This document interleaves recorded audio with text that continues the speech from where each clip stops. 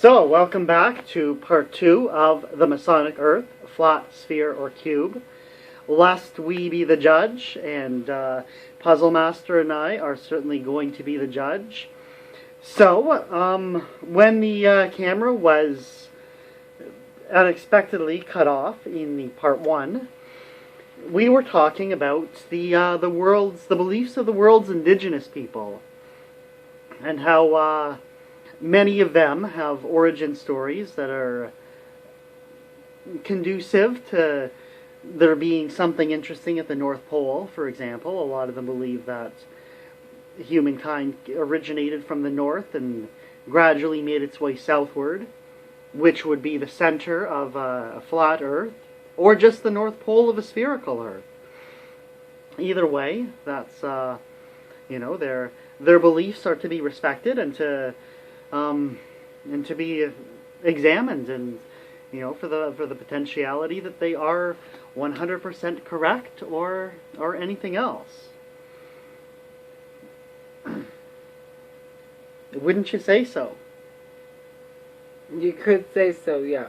Okay. So anyway, back to the flat Earth. So I wanted to talk a little bit about light and about sight lines, and how light does some funny things if the Earth is a sphere.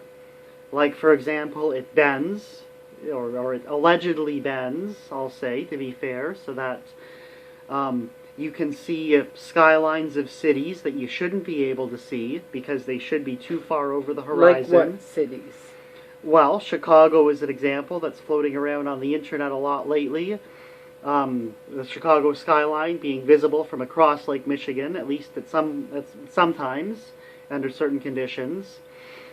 And, I know that we've taken pictures of the Toronto skyline across Lake Ontario as well, same thing. Some of it should be visible, but not as much of it as is visible.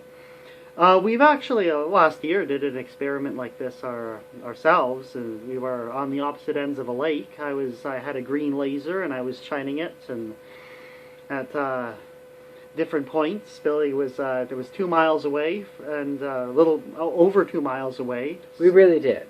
Mm-hmm.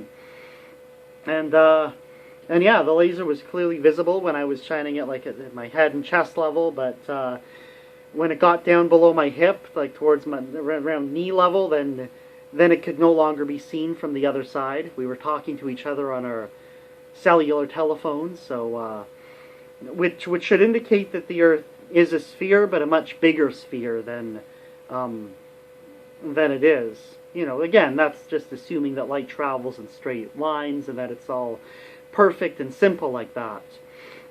But and there could have been some ripples of water that were like going up about half a meter. Yes, through the whole lake. Yes, there could have been waves. I don't really remember if it was a still night or not, but we didn't really take that into account. It wasn't a super scientific study, but it was just something that we did more for fun. However, the same straight line arguments can be used against flat Earth people that they use against round Earth people. So especially with the sun, if light always traveled in straight lines to infinity, the sun should be visible 24 hours a day if the Earth is flat, but it's not. So flat Earthers often say that it doesn't travel in straight lines to infinity. It does weird things when it gets a certain distance away. To be perfectly fair and honest, even the people that believe in the round Earth believe that light curves around. True. So you're saying that it has to behave a certain way? Yeah. Both flat Earthers and round Earthers make assumptions about light that aren't necessarily true. And I'm no expert on optics. I've seen light refracting. We've all stuck a pencil in water or looked in a mirror and seen it reflecting. But I don't really understand it personally well enough to confirm or deny Well, let us know in the comments below what you think about the light, refractions, reflections, all that special optic phenomenon. And yeah, just let us know in the comments below. Yeah. And thank you for watching. Yeah. And then please subscribe, and we'll, maybe do more of these and go into some other points. But thanks for watching. Bye, everybody.